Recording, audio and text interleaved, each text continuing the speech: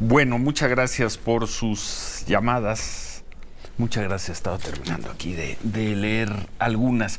A ver, recibí desde ayer y esta mañana también una opinión de una persona por mí muy querida y muy respetada, que es el abogado Everardo Moreno, amigo, compañero, además colaborador de este programa, muy crítico respecto a lo que ha sido mi opinión no desde ayer, desde diciembre, sobre el caso de la ministra Yasmín Esquivel.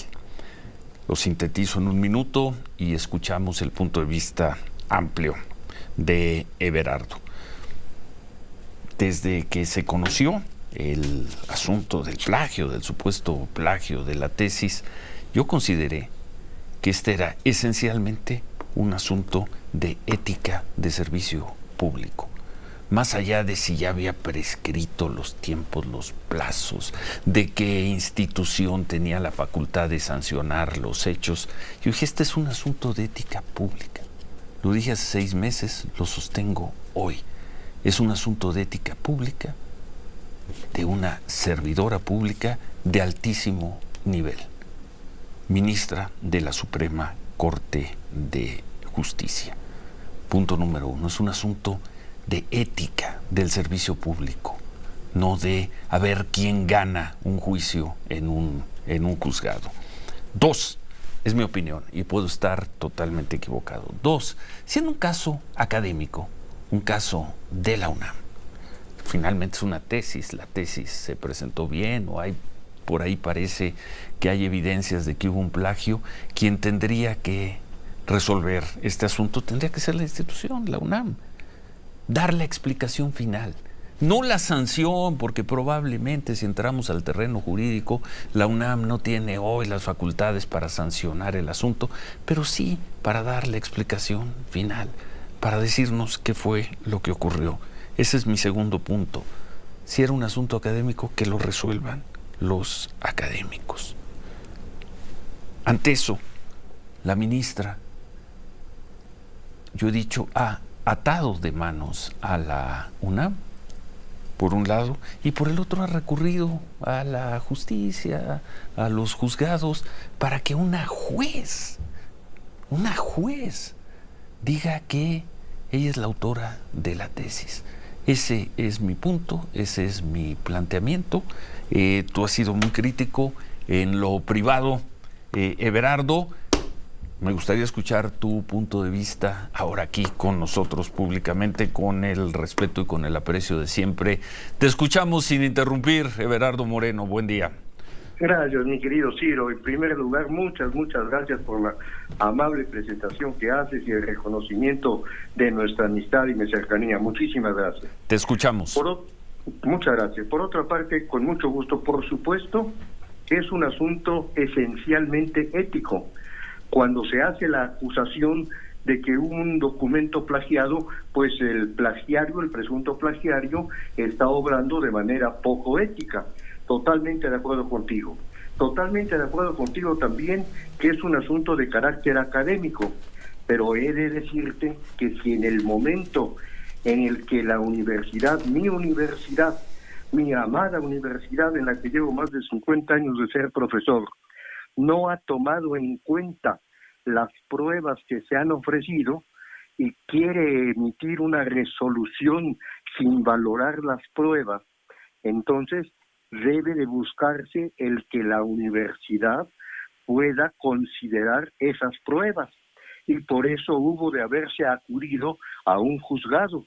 Ahora bien, entendamos que el juzgado no determinó otra cosa que resolver una demanda presentada en contra de quien realmente plagió la tesis, y que la tesis no fue plagiada por la ministra. En este orden de ideas, se está opinando sin conocer ni la sentencia ni las pruebas que se aportaron, y la universidad está procediendo en su comité de ética sin valorar las pruebas, porque no le han aceptado las pruebas.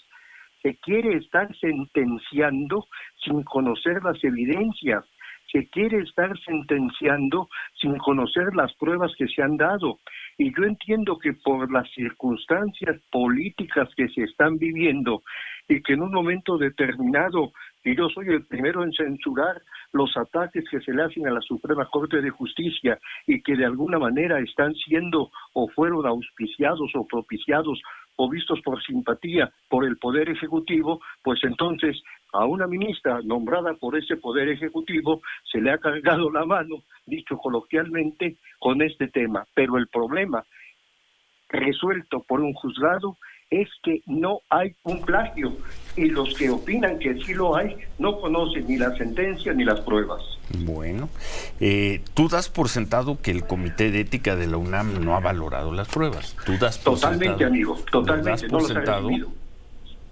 ¿Sí? No las ha recibido. ¿A partir de qué información afirmas eso, Everardo? Bueno, yo me atrevo a decirlo con todo el respeto. Esto lo platiqué personalmente con el señor rector.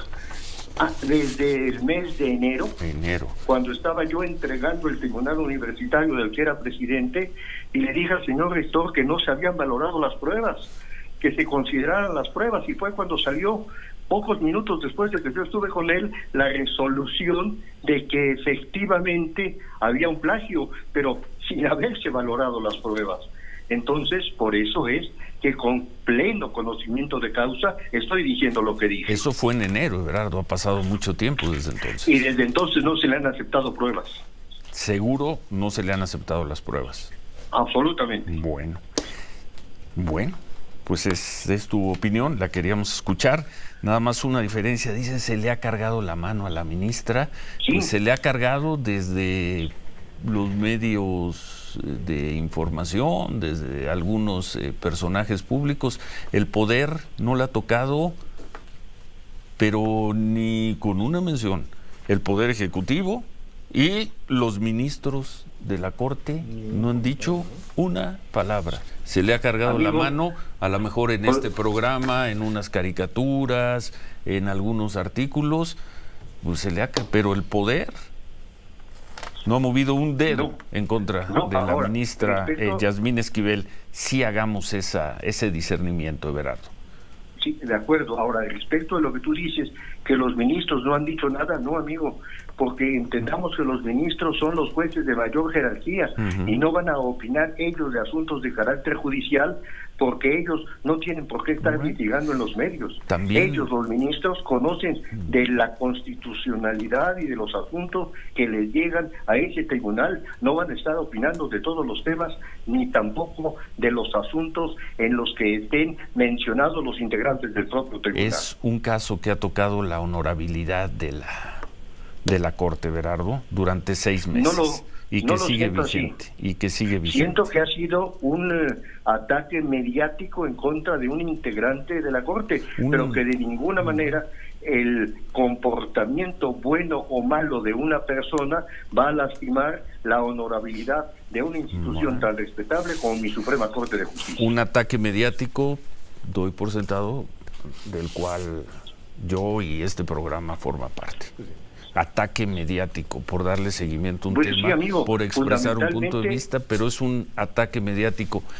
Lo que estás diciendo es el discurso del presidente López Obrador, se hermana con el discurso del presidente López Obrador. No critiquen, porque si critican están atacando. Bueno, yo en lo personal critico muchísimas cosas del señor presidente, no coincido con él, pero en este caso siento que por haber sido él, López Obrador, quien propuso a la ministra, es por lo que y porque ella ha votado en algunas votaciones, en algunas resoluciones en favor del Poder Ejecutivo, por eso se le ha estado señalando como se ha estado marcando. También el presidente propuso a la ministra Margarita Ríos Farjat y a varios más de los que están, son 4 en la Corte y no vemos el caso. A la ministra Yasmín Esquivel se le ha cuestionado por un asunto de un supuesto plagio de una tesis. Nadie, por cierto, se ha metido con ella por otras cosas. Amigo, ¿a ti te consta cómo ha atacado el presidente de la República a los ministros que no han considerado la inconstitucionalidad de algunas de sus resoluciones? Sí. y cómo ha visto con simpatía incluso el que llegaran a la Suprema Corte a insultar a la ministra presidenta y a caricaturizar a muchos de los ministros. Y ahí siguen. Bueno, ¿algo más, Everardo? Que me da mucho gusto saludarte, que aprecio mucho este espacio. Bienvenida a la polémica y la controversia, siempre. Con mucho respeto, con mucho cariño, siempre contigo. Mi pleno respeto, cariño y admiración para ti. Pero que para ver un tema de esa naturaleza y para opinar sobre él, conozcamos primero la sentencia, conozcamos primero las pruebas, antes de emitir opiniones. Ahora, esa sentencia, según entendí el comunicado de ayer de la UNAM, está cerrada. Está cerrada precisamente. Sí. ¿Cómo la vamos a conocer? Amigo, bueno, eso sí yo no lo sé, no lo puedo predecir, pero sinceramente te quiero decir que mi universidad no ha procedido, y el boletín, por ejemplo, que lanzó, bueno, es un boletín totalmente inadmisible, amigo. El decir en ese boletín que a este juicio no se le llamó a la universidad, que es un tercero interesado, caray, esos términos es si se tratara de un amparo, pero no de un juicio ordinario civil. Tal parece que ese boletín lo hizo alguien que no conoce derecho. No creo que haya metido ahí la mano el abogado general, porque más bien parece un boletín elaborado por un carpintero, sinceramente te lo digo. Qué duro, Everardo. Amigo, pero con fundamentos, estoy seguro de lo que estoy diciendo. Un abrazo, gracias a Everardo Moreno, que además de todo es profesor emérito decano de la Facultad de Derecho, siempre en la UNAM, siempre en la Facultad de Derecho de la UNAM. Gracias, Everardo. Estoy a tus órdenes. Buenos días, hasta luego. Buenos días, Everardo. Bueno. Es un tema polémico, Ciro, sin duda, ¿no? Creo que lo que hemos visto en materia pública, e insiste, por ejemplo, Everardo, y ahí creo que falta nada más un anexo, que la nota que presentabas anoche en la televisión lo dice: no se conocen las pruebas. No se conocen las pruebas porque nadie permite que se conozcan las pruebas.